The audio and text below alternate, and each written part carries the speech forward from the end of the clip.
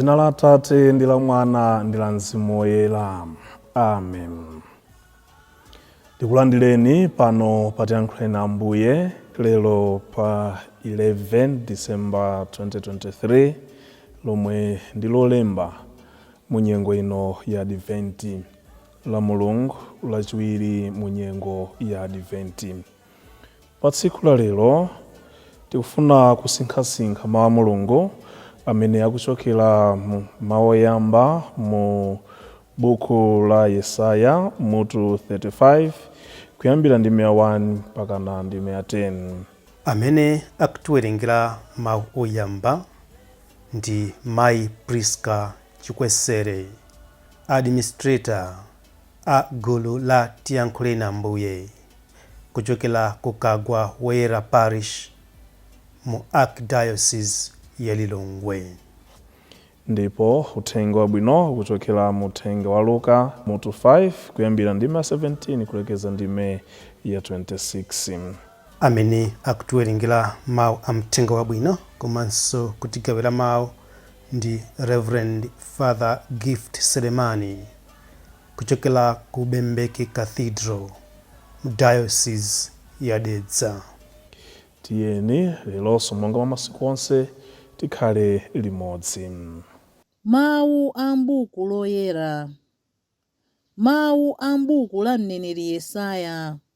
Chipululu ndi dziko lopanda madzi zidzasangalala, dziko lowuma lidzakondwa ndi kuchita maluwa. Dzikolo lidzakhala ndi maluwa ochuluka ongodzimerera okha. Lidzasangalala ndi kufuwula ndi chimwemwe.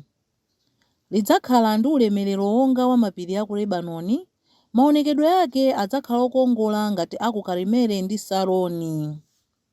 Aliyense adzaona ulemerero wachauta ndi ukulu wa Mulungu wathu. Mulimbitse manja ofowoka ndi kuwapatsa mphamvu mawondo olobodoka. Muuze onse a mtima wamantha kuti, limbani mtima, musachite mantha. Mulungu wanu akubwera kudzaliphira ndi kulanga adani anu. Akubwera kudzakupulumutsani. Pamenepo maso a anthu akhungu adzaphenyuka ndipo makutu a agonthi adzatsekuka. Opunduka adzalumpha ngati mphoyo ndipo osalankhula adzayimba mokondwa. Akasupe adzatumphuka m'chipululu ndipo mitsinje idzayenda m'dziko lowuma. Mchenga wotentha udzasanduka nyanja ndipo dziko lowuma lidzasanduka la akasupe. Pamene panali mbuto za nkhandwe padzamera udzu ndi bango. Kumeneko kudzakhala msewu waukulu wotchedwa msewu wopatulika. Ochimwa sadzayendamo ndipo zitsiru sizidzasokera m'menemo. Kumeneko sikudzakhala mikango ndipo nyama zoopsa sizidzafikako, sizidzapezekako konse kumeneko. Koma okhawo amene chauta adawapulumutsa adzayenda mu msewu umenewu. Amene chauta adawawombola adzabwerera ndipo adzafika ku Ziyoni akuyimba mosangalala. Kumeneko adzakondwa mpaka muyaya ndipo adzaona chimwemwe ndi chisangalalo. Chisoni ndi kudandaula zidzatheratu. Mawu a Ambuye. Tithokoze Mulungu. Ambuye akhale nanu, akhalenso ndi mzimu wanu. Mawu mu mthenga woyera monga adalembera Luka. Ulemu kwa inu Ambuye. Pa nthawi yomweyo Yesu ankaphunzitsa. Pomwepo padakhala Afarisi ena ndi aphunzitsi ena amalamulo ochokera ku midzi yonse ya ku Galileya ndi ya ku Yudeya ndiponso ku Yerusalemu. Mphamvu zochokera kwa Ambuye zinali mwa iye kuti azichiritsa odwala. Tsono kudafika anthu ena ndi munthu wofa ziwalo atanyamulira pa Machira. Adayesa kulowa naye nyumba kuti ankhazike pamaso pa Yesu. Koma chifukwa anthu adachuluka sadapeze polowera naye. Motero adakwera pa denga nachotsapo mapalena kumutsitsa ndi machira ake omwe kumufikitsa pansi pakati pa anthu pamaso pa Yesu. Poona chikhulupiriro chawocho, Yesu adati, m'bale wanga, machimo ako akhululukidwa.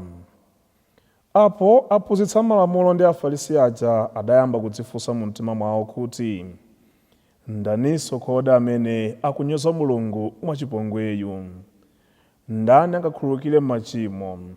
Si Mulungu yekha kodi?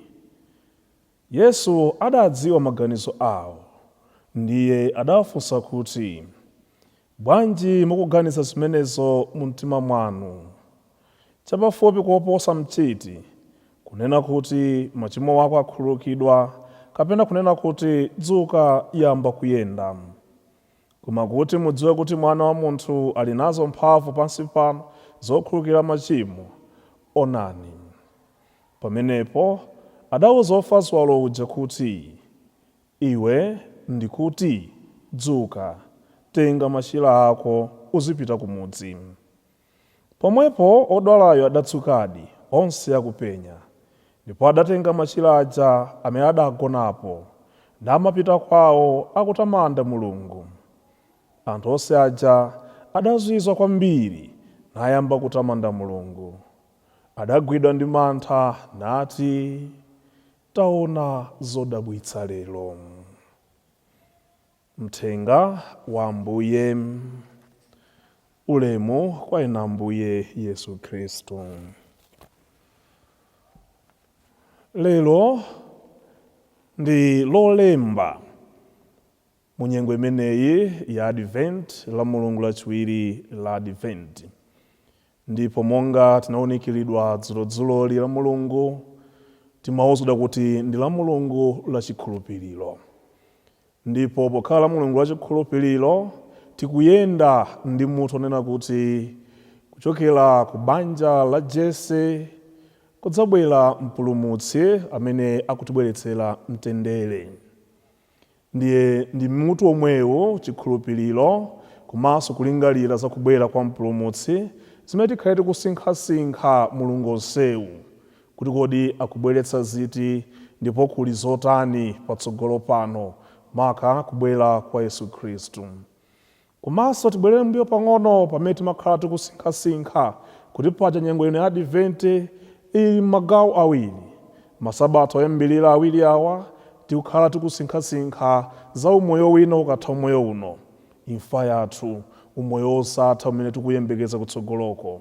Pamene masabato awiri akutsogolowo tikhala tikusinkhasinkha za kubwera kwa Yesu Khristu mpulumutsi wathu. Ndi chithunzithunzi chimene tili nacho tsopano pa Mulungu unonso ndi za umoyo umene uli kubwera ukatha umoyo uno. Molumikiza tsopano mawu amene tawerenga lerowa, pali mawu angapo amene tikadakonda kwambiri kuti inu ndi ine lero tithandizane kuunikirana. Poyambirira moyambaja muli mawu akuti chisoni ndi kudandaula zidzatha.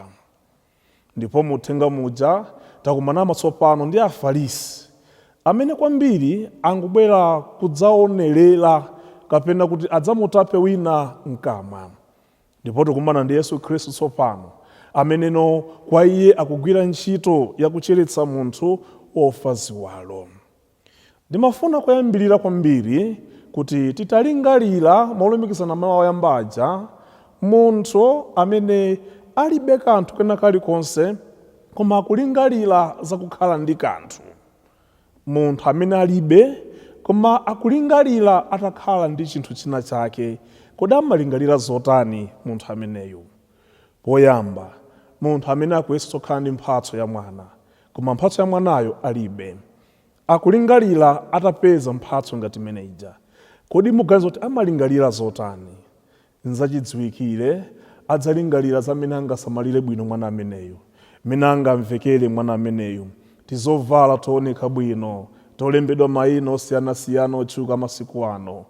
Adzalingalira za maphunziro amene angamphunzitse mwana ameneyo, adzalingalira zambiri poyerekeza ndi zimene akuona anzake akuchitira ndi ana mmudzi. Awa ndi malingaliro amene munthu amene uja ali nawo.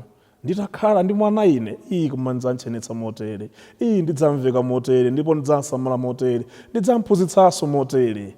Komatu alibe mwanayo, akungolingalira.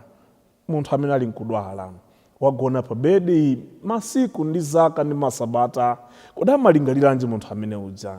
Nditangochira ine, ndibwereranso ku ntchito zanga, ndikalimanso munda uja, ndikayenderanso nkhani yako, ndikapanganso izi ndi izi. Zonsezo akulingalira, koma ali pa bedi. Munthu olumala akulingalira, atavina mwachititsa luso kwambiri zedi, pakuona anzake mene akuchitira alungalunga. Akulingalira, atapanga nawo masera akuthamanga ndi zina zotero. Akulingalira, atagwiranso ntchito kati mene ena onse akulingalira.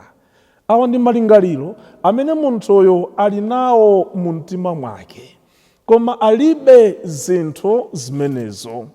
Ndipo pakulingalira ali ndi chimwemwe chachikulu kwambiri, ndipo akutha kuziona ngati zinthu zachitika kale mwa iye, koma ayi sizinachitike. Ndiye tilingalire zinthu zomweso pano kwa munthu ameneyo kuti zachitika, kodi chimwemwe chake chikhala chotani? Ndikukhulupirira kuti pamene mneneri Yesaya anali kuwauza Aisraeli za uthenga umene walalikidwa kapena walengedwa lero uja, unabweretsa chimwemwe mu mtima wa Israeli, unabweretsa mtendere m'mitima ya Israeli, pakuti kwa iye anali kuona mavuto amene anthu kapena Aisraeli anali kumana nawo pa nthawi imeneyo. Dziko lasokonekera, ulamuliro wawo wasokonekera, ali ku ukapolo, nde akulosera tsopano za mawa ndi mmene zikuonekera kuno, kubweratu mpulumutsi kuchokera ku banja lakuti, kubweratu chithandizo chathu kuchokera kwakuti. Kodi mukuganiza kuti anthu amenewa pamene amalandira uthenga umenewo kapena mawu amenewa anali kulingalira zotani mu mtima mwawo? Ndikukhulupirira anali ndi chimwemwe mu mtima mwawo, ndikumatha kuona a different picture of the world that was to come, imene mneneri Yesaya anali kulalikira ndi kunena, kubwera kuno kudzakhala zakuti, ulemerero wakuti, zaulere zakuti. Molingana ndi zija munthu alibe uja anali kulingalira, ntazipeza zinthu izi, ndzakhala motere, ndzachita umoyo uwu motere. Langizo kwa ife tonse.